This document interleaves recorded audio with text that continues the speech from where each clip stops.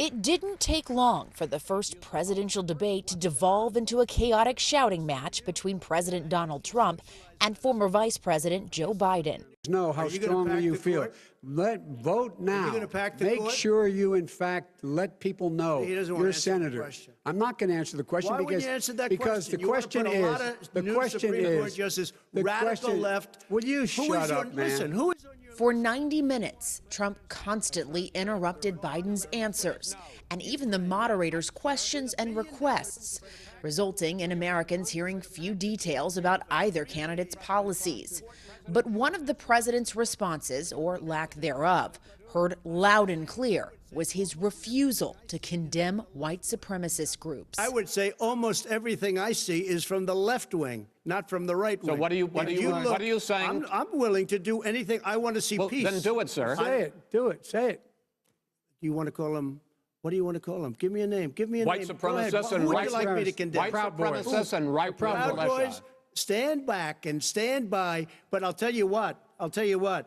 Somebody's got to do something about Antifa and the left. And Biden didn't back down from Trump's name-calling, sending some of his own swipes toward the president.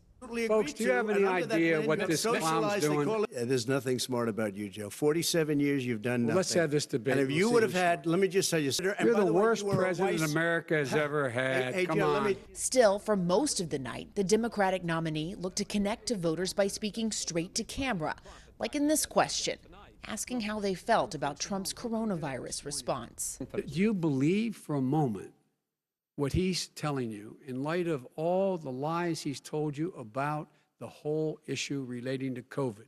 He still hasn't even acknowledged that he knew this was happening, knew how dangerous it was going to be back in February, and he didn't even tell you. A lot of people died.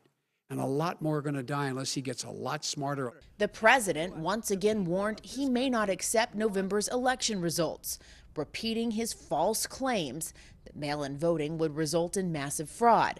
But there's no proof of widespread voter fraud in U.S. elections. I am urging my people. I hope it's going to be a fair election. If it's a fair election, I am 100% on board. But if I see tens of thousands of ballots being manipulated, I can't go along with that.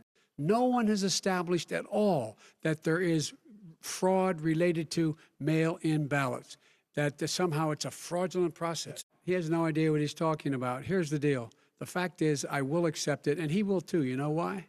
Because once the winner is declared, after all the ballots are counted, all the votes are counted, that'll be the end of it.